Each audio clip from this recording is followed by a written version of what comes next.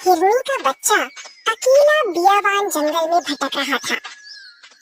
वो इस बात से अनजान था कि इस जंगल में उसका सामना खूंखार शिकारियों से होने वाला है। हे भगवान, ये जंगल कितना डरावना है। मुझको तो इस जंगल से बाहर निकलने का रास्ता भी नहीं मालूम। काश इस मुश्किल घड़ी में मेरी माँ होती तो वो मुझको इस जंगल से जरूर बाहर निकालती। अब अंधेरा होने वाला है और इस जंगल में शिकारी जानवरों की आवाज भी गूंज रही है। उनकी आवाज से मेरा दिल बैठा जा रहा है। कितने बेरहम होते हैं ये शिकारी, जो किसी मासूम पर तरस नहीं खाते, सिर्फ उनका मांस खाते हैं। तभी उस बच्चे की आवाज खूंखार बाघ के कानों में पड़ी और इस जंगल में शिकारी जानवरों की आवाज भी गूंज रही है। अरे, ये आवाज तो मुझको किसी बच्चे की सुनाई दे रही है। लगता है कोई बच्चा मुसीबत में है। इससे पहले उसको कोई अपना शिकार बना ले, मैं ही उसको अपना शिकार बना लेता हूँ। आज बच्चे का नरम मांस खाने को मिलेगा।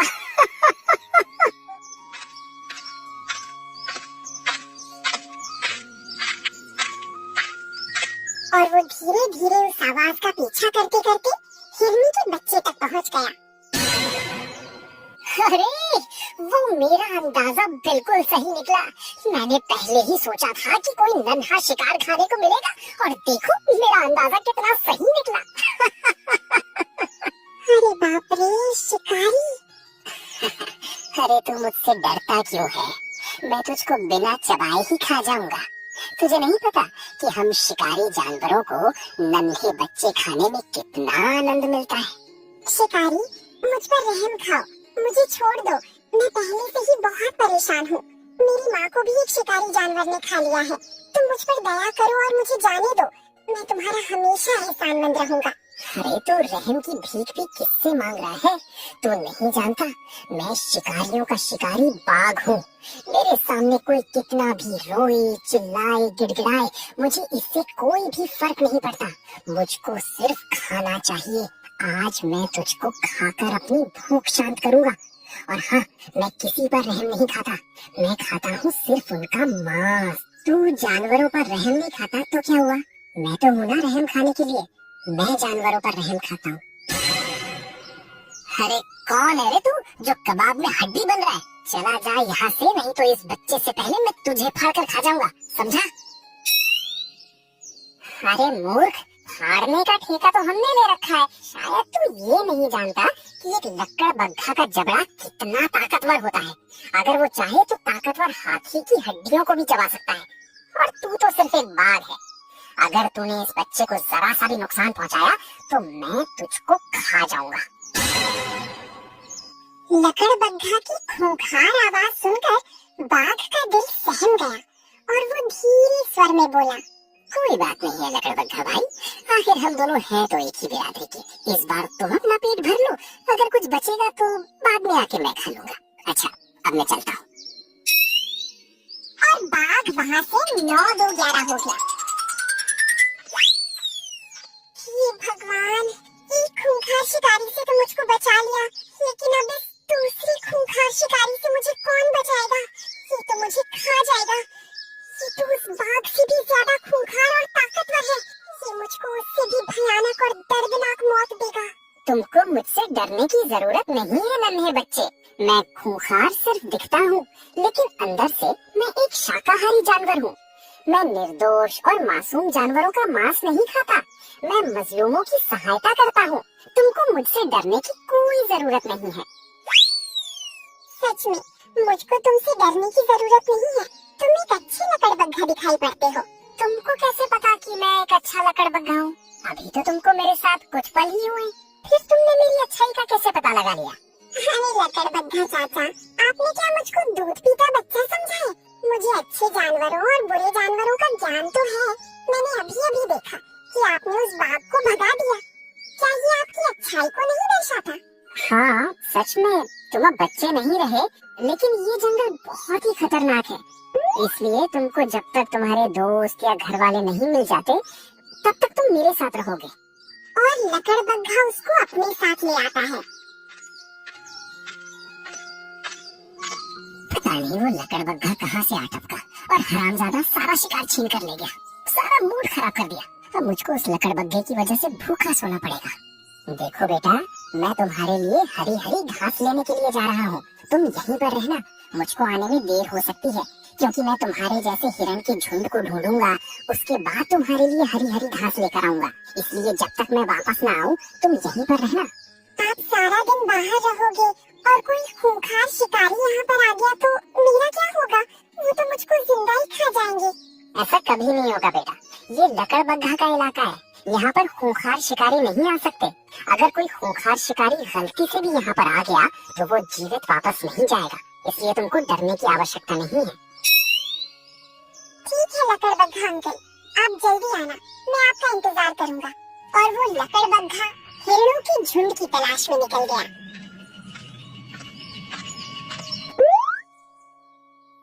अरे ये लकड़बग्घा तो अकेला जा रहा है। मैंने पहले इस लकड़बग्घे को इस तरफ जाते हुए नहीं देखा। ये नदी की तरफ क्यों जा रहा है, जबकि ये पानी तो तालाब से पीता है। लगता है ये हिरण के बच्चे के लिए हरी हरी घास लेने के लिए जा रहा है। जरूर इसने उस बच्चे को अपने इलाके में छुपाया होगा।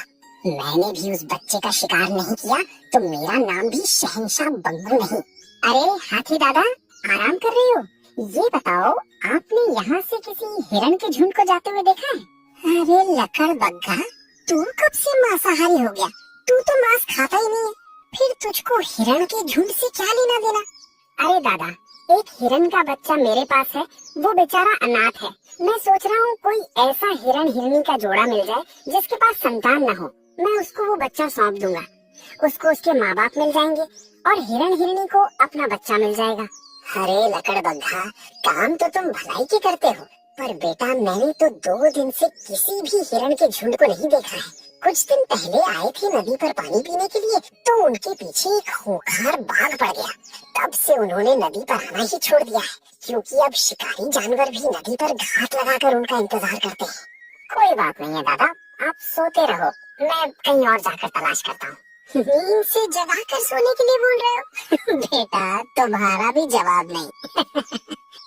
और लकड़बग्घा वहाँ से आगे की ओर बढ़ गया।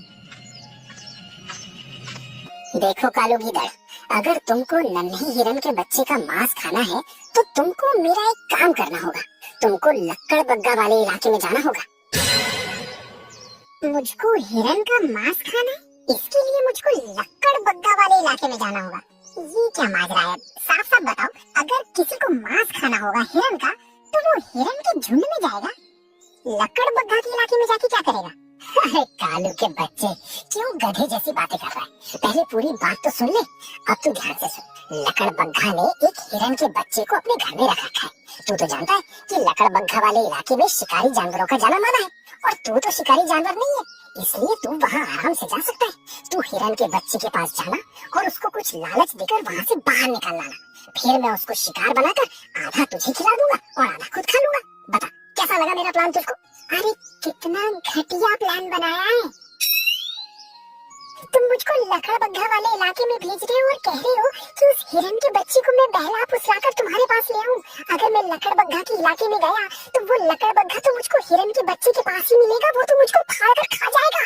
अरे मैं तुझको बताना भूल गया कि लकड़बग्घा दिन में बाहर चला जाता है और शाम को ही घर आता है, इसलिए तू चुपचाप चला जा और उस बच्चे को बहला फुसलाकर मेरे पास ले आ। कालू गीदड़ लकड़बग्घा वाले इलाके की तरफ निकल गया। देखो बेटा, 1-2 दिन में मैं तुम्हारे लिए एक अच्छा सा परिवार ढूंढ लूंगा जिसमें तुम खुशी खुशी रह सकोगे। वहाँ तुम्हें माता पिता का भरपूर प्यार मिलेगा। मैं आज फिर तुम्हारे लिए एक परिवार की तलाश करने के लिए जा रहा हूँ, इसलिए तुम घर पर ही रहना। किसी के बहकावे में आकर इस लकड़बग्घा इलाके से बाहर मत जाना। ठीक है लकड़बग्घा अंकल, मैं कहीं पर नहीं जाऊंगा, घर पर ही रहूंगा। लकड़बग्घा बच्चे को समझाकर वहाँ से निकल गया।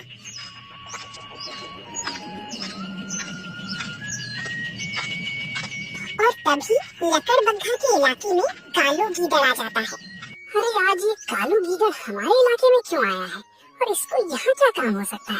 अरे हाँ, ये तो उस बाघ की चमचागिरी करता है। जरूर उसी ने इसको यहाँ पर भेजा होगा उस बच्चे को यहाँ से ले जाने के लिए। प्लान तो अच्छा बनाया है, लेकिन मेरे होते हुए कभी सफल नहीं होगा। देखता हूँ ये कहाँ जाता है और क्या करता है। अगर इसने यहाँ पर आकर कुछ भी उल्टा सीधा किया तो फिर उसका अंजाम मौत ही होगा। जिसके लिए लकड़बग्घा इलाका फेमस है। और लकड़बग्घा उसका इंतजार करने लगा और कालू गीदड़ उस बच्चे के पास पहुंच गया। लकड़बग्घा दूर से उस पर निगाह रखने लगा। अरे बेटा, तुम यहाँ पे क्या कर रहे हो? वहाँ पे तुम्हारी माँ बहुत उदास बैठी है। तुम चलो मेरे साथ, तुमको तुम्हारी माँ से मिला देता हूँ। आप झूठ बोल रहे हैं, मेरी माँ वहाँ पर इंतजार नहीं कर रही है। मैं तो अनाथ हूँ, मेरी माँ को तो शिकारी जानवरों ने मार डाला है। मैं तुम्हारे साथ नहीं आऊंगा। मेरे लकड़बग्घा अंकल ने मना किया है, इसलिए मैं कहीं पर भी नहीं जाऊंगा यहाँ से। अरे ये ससुरा तो बहुत ही चालाक लग रहा है। लगता है इसको डरा धमका कर ही ले जाना पड़ेगा। देख बच्चे, अगर तू मेरे साथ नहीं गया तो मैं तेरी मुंडी मरोड़ कर अपने साथ ले जाऊंगा। इसलिए तू चुपचाप मेरे साथ चल, वरना क्या कर लेगा तू? तू आ तो गया है यहाँ पर, लेकिन जीवित वापस नहीं जाएगा। तुझको तो पता है ये लकड़बग्घा इलाका है। यहाँ पर आ तो हर कोई जाता है, लेकिन बाहर सिर्फ उसकी लाश जाती है। नहीं लकड़बग्घा, मुझे माफ कर दो।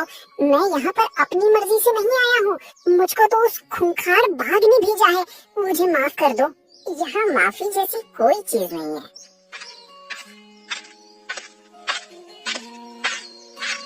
और इतना बोलकर लकड़बग्घा ने उसकी गर्दन को अपने मुंह में दबोच लिया और कुछ ही पल में उसको मार दिया और उसकी लाश को उस बाघ के पास लेकर चला गया।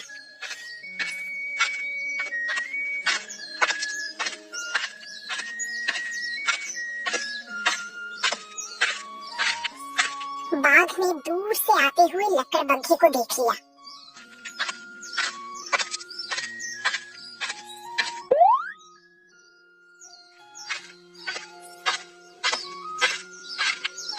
अरे बाप रे, इस लकड़बग्घा ने तो उस कालू गीदड़ का राम नाम सत्य कर दिया।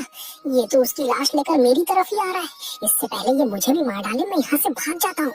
और बाघ वहाँ से अपनी जान बचाकर भाग गया। कायर नहीं तो आज इस कालू के साथ साथ उसको भी मार डालता। लकड़बग्घा अपने घर की तरफ लौट रहा था, तभी उसको एक हिरण और हिरनी रोते हुए दिखाई दिए। अरे आप दोनों क्यों रो रहे हो? क्या हो गया? हम जंगल के सबसे कमजोर जानवर हैं, इसीलिए शिकारी जानवर हमारे बच्चों को खा जाते हैं। कुछ दिन पहले मेरी हिरनी ने एक बच्चे को जन्म दिया था और उसको एक खूंखार बाघ ने खा लिया।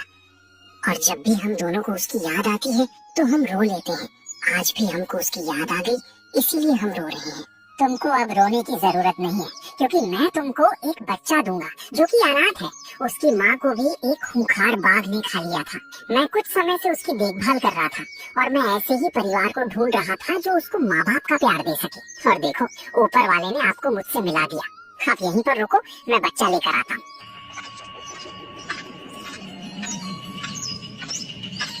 और लकड़बग्घा उस बच्चे को अपने साथ ले आता है और उसको हिरनी और हिरण को सौंप देता है। जा बेटा, आज से ये दोनों तेरे माँ बाप हैं। उनके साथ तू अच्छे से अपना जीवन बिताना और आप भी इसको माँ बाप का भरपूर प्यार देना। ये बच्चा कभी ये कमी महसूस न करे कि आप सौतेले माँ बाप हो। तुम्हारा बहुत बहुत धन्यवाद जो तुमने मुझको ये बहुमूल्य खुशी दी है। मैं इसके लिए तुम्हारा हमेशा कर्जदार रहूंगा। हिरण और हिरनी उस बच्चे को लेकर चले जाते हैं।